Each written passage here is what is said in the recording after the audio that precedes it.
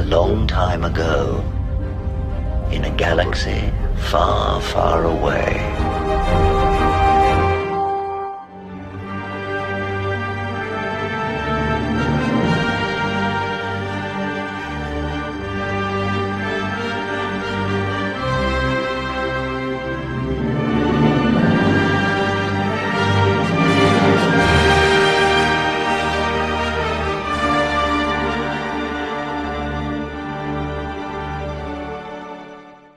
So, in the last few days, sadly, there hasn't been much to talk about.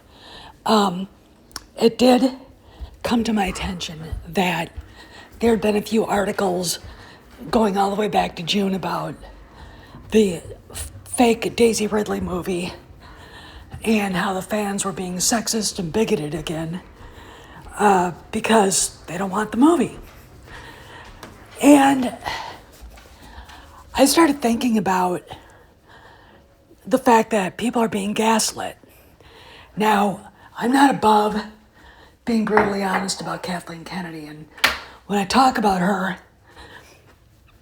I just think that people don't want to hear about the actual truth, that the people who are on her side don't want to hear the truth about what's really going on. And when I compared her decision-making to Maris Crane and being the urinal cake queen, that's about the right, I think, comparison. I think that's a good analogy. So this was like last week or so on Star Wars Direct. Daisy Ridley's upcoming Star Wars movie gets exciting development update. There is no movie. Okay. The only reason why people are repeating this is because, first off, it's good clickbait. Star Wars Theory decided to go after a writer of an article. I will add his video to the description box here, but Star Wars Theory went after the writer of another article, basically attacking fans again like they did in 2018. That fans are being sexist, bigoted, etc. for not wanting this movie. And when I thought about it, when I think about this, she's a terrible character. Okay. It doesn't matter if she's a man or a woman. Rey is a terrible character. Okay, she's poorly written. Daisy Ridley's not a good actress. She's not cute. She's not powerful. I mean, when you go and there's a video with George Lucas talking about Carrie Fisher playing Leia, and when you watch that, you suddenly get the idea that the woman that I think the Star Wars fans want to see is not someone perfect. A strong woman can look like a woman and still be feminine, still be this beautiful creature, and she can be powerful. And Kathleen Kennedy obviously doesn't feel that way. But again, when I talk about her, everything that has gone on with either the Star Wars sequel trilogies and or Rogue One and Indiana Jones has been an act of resentment on her part. Okay, so if we can remember that and move forward, then we will understand her better and where the franchise is right now. It looks to me like she's absolutely refusing to let it go. She has these emails hanging above her head. And to me, it's indicative of someone who doesn't understand the reality of her situation. And it's too bad. I feel bad for her, but when I think about her, I can't. She's had everything too easy for too long. And quite frankly, it's gotten to the point where, reality has to set in, and I think the emails have to drop. Yeah. I mean, you told me that Maris's family money came from timber? It did. It did come from timber. Oh, that's what you really think? Well, of course, it's true. And that's what all of Maris's friends think, too? All those country club snobs who would kill for a good piece of dirt on someone? What are you talking about? If her family money didn't come from timber, where did it come from?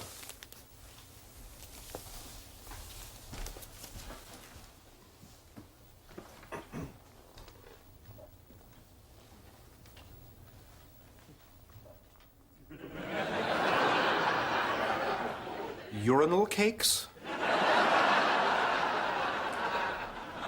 I don't believe this. All these years, the doyenne of Seattle's elite, looking down her nose at everyone in sight. She owes it all to this. She's managed to have her urinal cake and eat it too. As I think we now have what's known in the legal profession as a bargaining chip. Oh, are you kidding? She'd give anything to keep this quiet. All right, let me go talk to Maris's lawyers. No. The dark side of the Force is a pathway to many abilities some consider to be unnatural. How embarrassing. How embarrassing. So, when I talk about this, we're at a position where there's a standoff. Disney has not made any official announcements themselves about a Rey movie. Taika Waititi's talking about his Star Wars movie, but then he said it's years and years from now, which tells me he doesn't have one. And but you still got people like Screen Rant and other places attacking fans using the same stupid, boring tactics that they did the last time. Because they think they can force Disney to make this movie. And the problem they have is that they can't force Disney to do anything. Bob Iger's responsibility is to the investors. That's the first and foremost thing right there. And the idea that somehow he is going to have to make a decision to make another Rey movie that won't make money because it's Daisy Ridley is, to me, fascinating. But it also says a lot about not only the people who are on Kennedy's side in this, Bespin Bulletin, Star Wars Direct, Screen Rant, Inside the Magic, etc. It also, the Jason Wards, it also says a lot about the fandom menace and their inability to look at the business. I don't expect your dyed-in-the-wool sheep leftists to understand business. They think anybody who's a billionaire doesn't deserve the money. And it's like, if they built it themselves like George did, then, accept it and move on, Ziggy. But they don't understand how business works, how investment works. And when you think about it, a lot of them don't have any money to invest anyway because they don't work in jobs that would teach them that. They don't understand basic economics. But on the other side of the coin, the fandom menace doesn't understand basic economics either. They'll sit there and celebrate that, they're not making any money with these movies, and then suddenly turn around and scream that they're still making them. When you look at the news and the maneuvering around the Disney board, they can't make those movies anymore. The board won't let them, okay? So we're sitting here, the people that are critical thinkers, like going, we just want good Star Wars. That's all. Okay.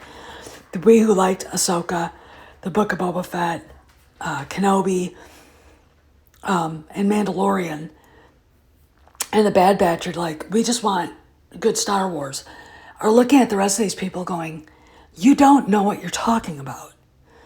Okay. And when I compared, Kathleen Kennedy to Maris Crane, again, like I said in my last video, the analogy works because when you look at the money that the sequel trilogy, each movie was supposed to projected to make, and it was $1 billion less, that is the urinal cake right there. Her decision making, her inability to accept reality.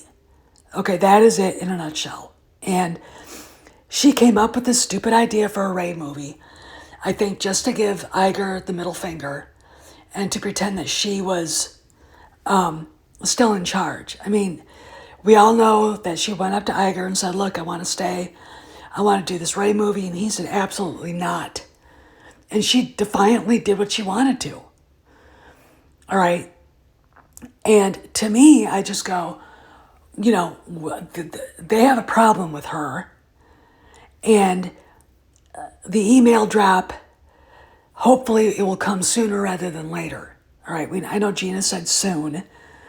I don't know what that means. But, you know, Kamran said that they have several different ways they could do it. And there is a choice that they would make that would blow everybody out of the water. I mean, you know, I would give it to Fox News, all right? They would take it. They need the ratings, you know, but I'm not the one putting this out there. So what we have to do is we have to sit back and relax and understand that if you hear somebody talking about the Daisy Ridley movie or Taika Waititi, they don't know what they're talking about, okay?